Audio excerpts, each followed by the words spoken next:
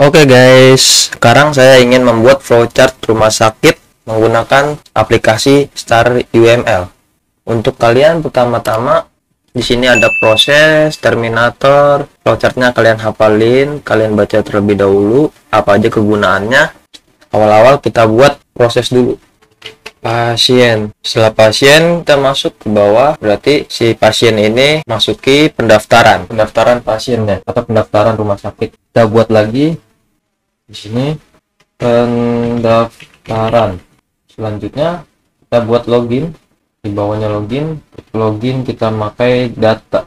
Selanjutnya kita buat lagi di sini status pasien. Ini status pasien. Jadi kita buat pendaftaran baru di sini baru. Di sininya tambahin lagi. Nih dokumen. Pendaftaran rumah sakit, pendaftaran web. Di sini pendaftaran web baru, ini pendaftaran lama, berarti kita masuk ke sini. Nggak pas nih. Oke, segini cukup. Pendaftaran awal di website, pendaftaran awal, pendaftaran rumah sakitnya, pendaftaran akhir, masuk ke status pasien. Nah, seperti ini. Di sininya kita buat lagi data medis, berarti proses, berarti data medis. Kita cek lagi di diagram set dokter, data resep dokter, ibaratnya ya, resep dokter. Setelah resep, supplier obat, masuk ke supplier obat. Selanjutnya resep kita buat pemesanan obat atau dokter ya. Resep berarti rekam medis, terus ini ke dokter. Di sini dokter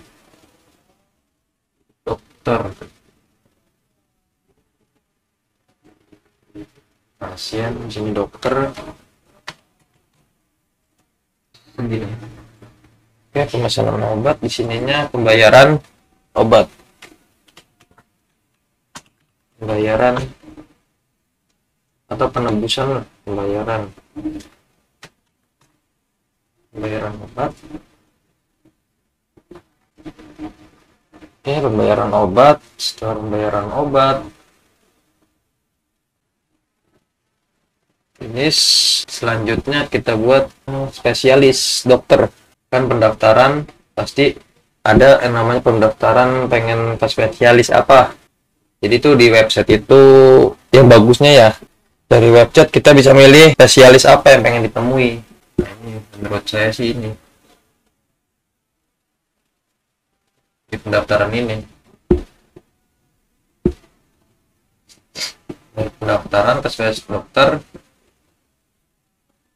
terus ke rekam medis spesialis dokter, habis itu baru ke dokter. Nah,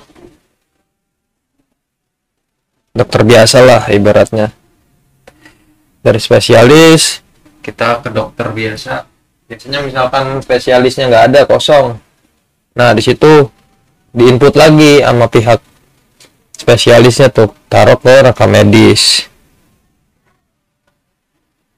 ditaruh tuh, diinput lagi datanya. Karena spesialis, misalkan spesialis kulit gitu, nah spesialis kulit itu nggak ada dokternya ya, jadi otomatis diinput ulang pendaftarannya ke rekam medis,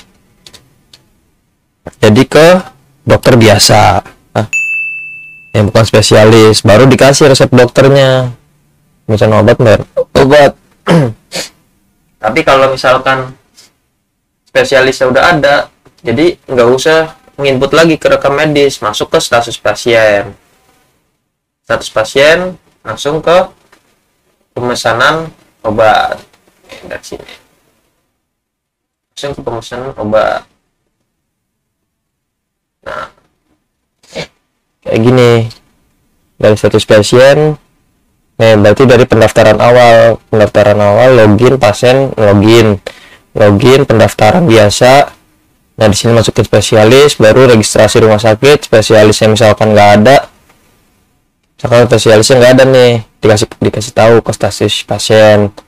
Nah, di sini kalau misalkan spesialisnya ada udah di status pasien, otomatis langsung ke pemesanan obat, karena spesialisnya udah ada, langsung ke bawah.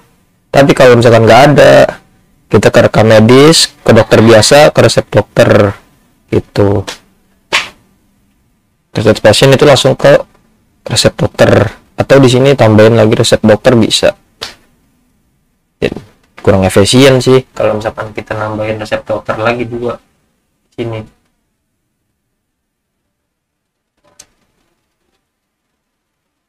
Lewat sini juga bisa, dari registrasi status pasien ke rekam medis, terus selanjutnya ke dokter. Nah, ini jalur untuk spesialis nih yang di kanan. Ini untuk jalur apa yang biasa lah gitu, yang dokter biasa. Coba kita analisis dulu, kita pikirkan baik-baik alangkah baiknya kayak seperti apa tampilannya.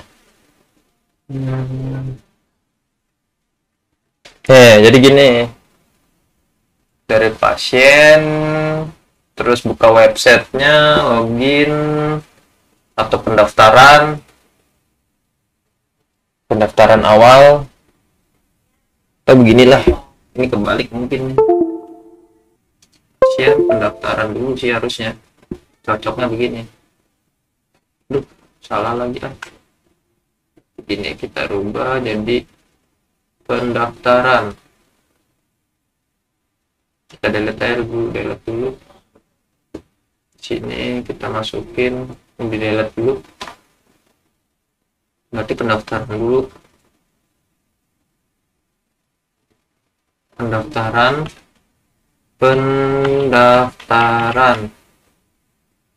website.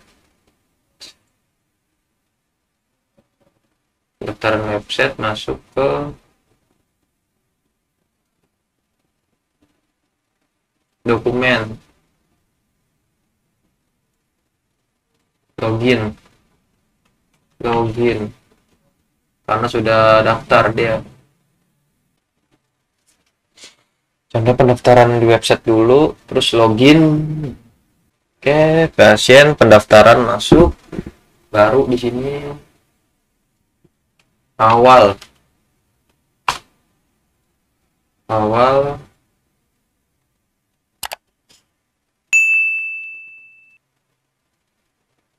akhir. Ini pasien pendaftaran website, terus lalu login di webnya. Setelah login, kita diberi arahan di website untuk menemui jadwal ke rumah sakit tanggal berapa. Setelah itu registrasi rumah sakit. Habis itu status pasiennya, penyakitnya apa, diinput lah oleh rekam medis, terus milih spesialisnya, pengen ketemu spesialis apa. Biasanya sih seperti itu. Dan ada juga yang dari website itu udah bisa milih, dari pendaftaran udah bisa milih spesialis apa. Begini,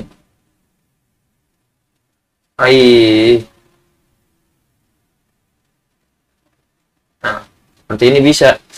Dari pendaftaran tuh udah bisa milih pengen ketemu spesialis apa gitu. Nah, setelah sudah menemui spesialisnya, biasanya seperti ini nih. Status pasien, login ke rumah sakit, lihat statusnya, ke rekam medis dulu, nggak langsung ke spesialis dokternya ya, ke rekam medis dulu. Setelah ke rekam medis, dicek lah ada nggak nih spesialis dokter pada jadwal tertentu. Misalkan nggak ada, berarti otomatis ke dokter biasa. Nah, ke dokter biasa dia berobat. Nah, otomatis berarti kalau ke dokter biasa Dokter biasa itu menginput data lagi dong. Berobat, kasih resepnya ke pasien tersebut yang pengen berobat. Ngirimlah ke resep dokter. Nih, dokter ini ngirim nih input data masuk ke resep dokter. Nah, di sini barulah si pasien itu pemesanan obat, pembayaran obat, dan finish, selesai. Nah, ini menurut saya yang agak sempurna lah flowchartnya. Oke, next time saya akan buat video-video yang lainnya. Thank you sudah menonton. Jika video ini bermanfaat, jangan lupa like, subscribe, and share-nya ya. Goodbye.